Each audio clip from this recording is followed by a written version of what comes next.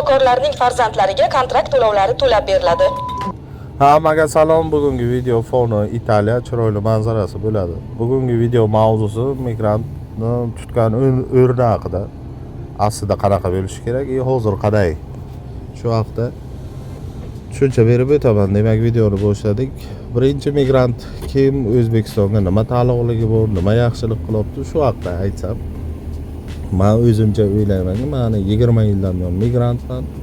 20 yil ichiga hozir hisoblasam agar где-то bir 300 ming dollarlar shu chetga ishlab O'zbekistonga yuborganman. O'rtacha o'tirib chat bilan hisoblasam undan ham ko'p bo'ladi. Xullas, endi savol, O'zbekistonga kim, qaysi fuqaro 300 ming dollar investitsiya kiritadi? O'zbekiston o'rnidagi mamlakatlarga siz agar 300 ming dollar investitsiya kiritsangiz agar, u mamlakat sizga sразу fuqarolik ham beradi.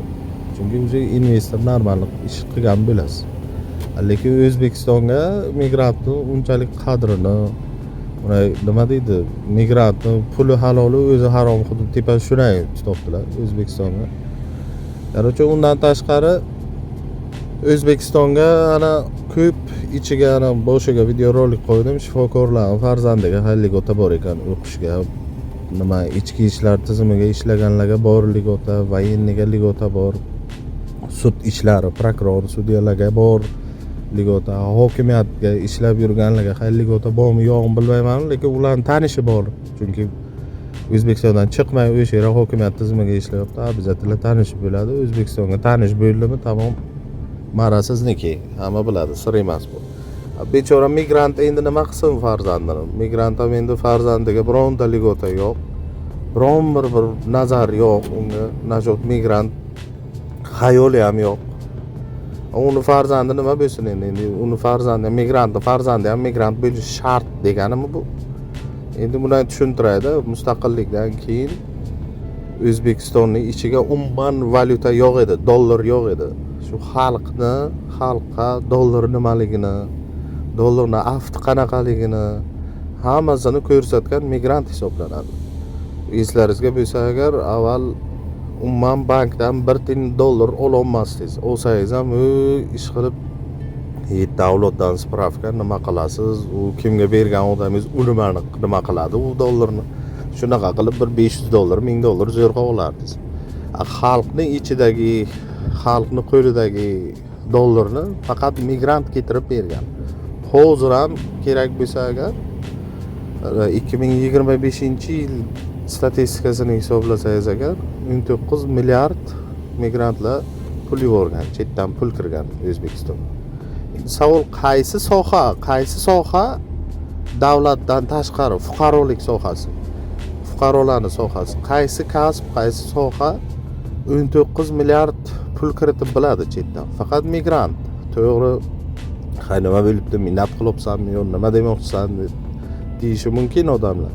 Lekin migrant shuncha ish qilyapti, shuncha daromad qilyapti O'zbekistonga. Iqtisodini ko'taryapti. Har bitta ana shu O'zbekiston fuqarosining ichiga turgan dollar, har bir kopeyka dollar. O'sha dollarni migrant olib kelgan. Migrant bo'lmasa agar o'sha dollar bo'lmasdi O'zbekistonga. Nima qilsangiz ham, to'g'ri, O'zbekiston hukumat tilla sotadi, gaz sotadi, u sotadi. Lekin u sotganini O'zbekiston hukumat o'ziga ishlatadi, uni xalqqa chiqarib bermaydi. Xalqning qo'lidagi dollar, valyutani agar migrant bo'lmasa agar, вообще valyutni krizis bo'lib, kim nimalar bo'lib ketadi O'zbekistonning iqtisodi. Xullas, bu migrantning qilgan ishlarini aytib o'tishimni boisi, nega migrantning qilgan ishiga yarasha hurmat, e'tibor yo'q bizning mamlakatga? Tan olish kerak.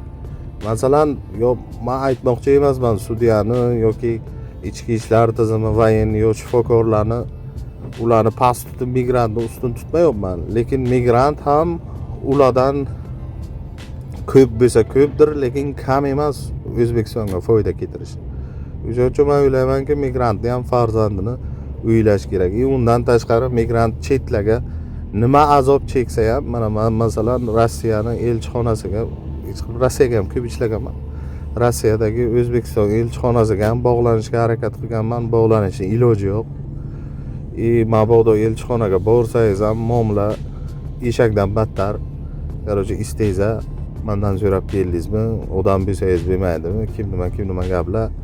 Undan tashqari furaga ishlaganimga, Turkiyaga borib yuk tushira olmaganimga, nimaga O'zbekiston Respublikasi elchixonasiga shu yukka tushirib pulini olishga muammo bo'lganga Turkiyadagi elchixonaga telefon qilsa agar bizadan so'rab nima yuk oldingizmi?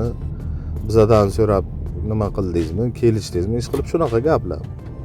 Так что men aytmoqchimanki, u migrantni короче hurmatini joyiga qo'yish vaqti keldi. Undan tashqari u yoq bu yoqlarga bilmasdan urushga qo'shilib qolsa tamom. Bu bizadan emas, bu nima emas. Bu короче bizaga naxu kerak emas. Tipa shunaqa. Agar yaxshi ishlab yursa, puli borsa, puli kerak. Agar mabodo bir tupiklarga kirib qolsa agar, u bizaga kerak emas, tamom. Minus qilib tashaladi. Xullas bu video bilan nima demoqchiman? U mayli hammaga shifokorlarga berasizlarmi?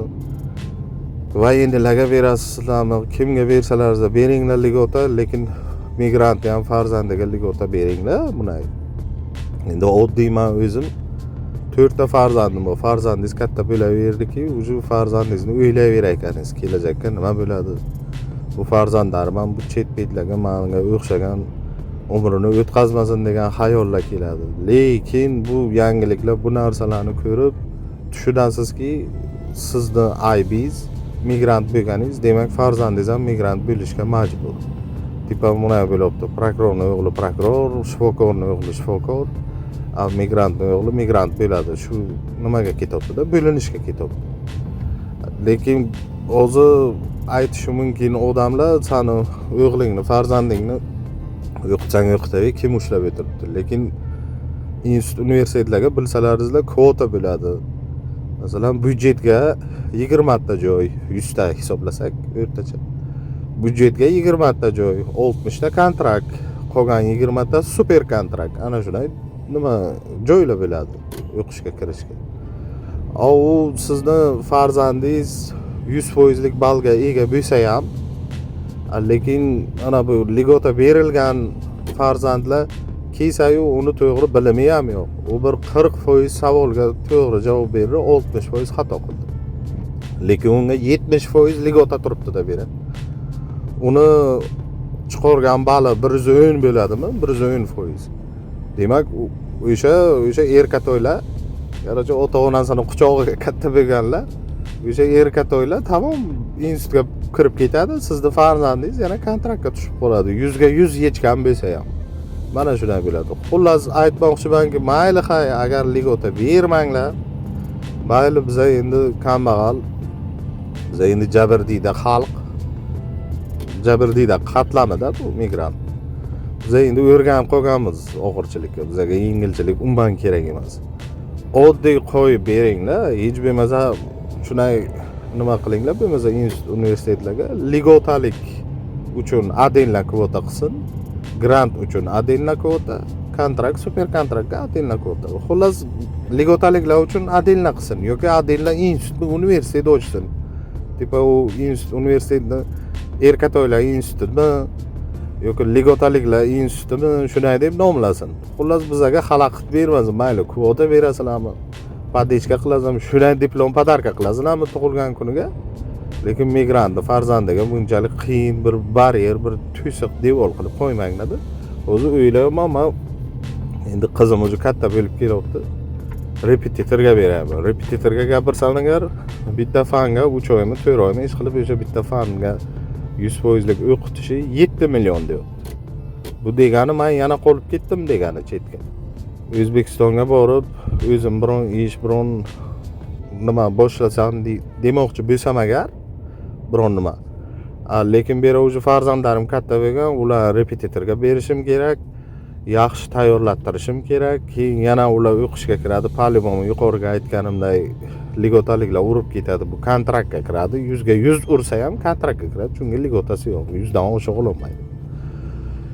Keyin uni kontraktini to'lashim kerak. Yana qolib ketdim men. Bu menimcha короче oxirgi ishlar, oxirgi qilayotgan narsalar ana bunaqa короче qo'shimcha ballab berish farzandiga boshqanada bu migrantni ham o'ylanglar bu tarafga.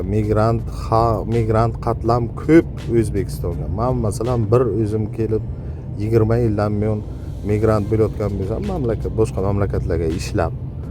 Lekin men hozirgi vaqtga 4 ta farzandim, xotinim, onam O'zbekistonga 6 kishini hech kimga muhtoj qilmay chiqarni boqib o'tiribman. Agar menga biror nima bo'lsa, agar bu 6 kishi O'zbekistonga och qoladi, kamiga deyapman. Undan tashqari boshqa migrantlar, qancha migrantlarni pulidan O'zbekistonga qanaqa voydod bizneslar ochilgan. O'shani ham o'ylash kerak. O'zbekistonga tan olish kerak o'sha migrantni har bir sohaga puli bor. Migrant ishlagan pul. Har bir shu teshik tumligigacha kirib ketgan migrantning pulida. Xullas agar O'zbekistonga shu vaqtgacha migrant bo'lmasdi, O'zbekiston bu miqyosga kirmasdi. Aytadi-ku, nolga qolgan vaqt, eng qiyin davriga, mustaqillikka erishgan vaqtda O'zbekistonni kim boy qildi, kim pul keltirdi, kim shuncha oyoqqa ko'tarib qo'ydi? Обязательно men o'zimni tushuncham o'ylaymanki, migrantlar va shu aholi qaradi, O'zbekiston og'irlashibdi, chiqdi ketdi. Bu yoqdan vez dunyodan dollarni tiqdi O'zbekistonga, ana o'zi hammani kissasiga, cho'ntagiga xudoga shukr dollar bor. Xullas, bu videoga nima demoqchiligim, hamma tushundi menimcha. Mayli, hammaga ligota beringlar, hammani bezak zamin kiritib qo'yinglar. Kerak bo'lsa tug'ilgan kuniga diplomlar, universitetlarning diplomini podarka qiling.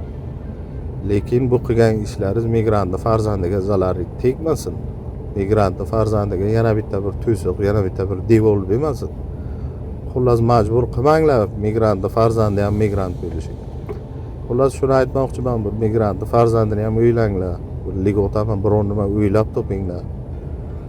Xullas, uni ota-onasi ishlab yuribdimi Rossiyaga, bu farzandga ham endi hammasi ham buzilib ketmaydi. O'zi ayrimlar aytishi mumkin, ota-ona mehr bermadi, buzilib ketdi. Masalan, men 20 yildan buyon migrant bo'lib yurgan bo'lsam, uyimga xotinim, onam polni kontrolga olganlar farzandlarning tarbiyasini.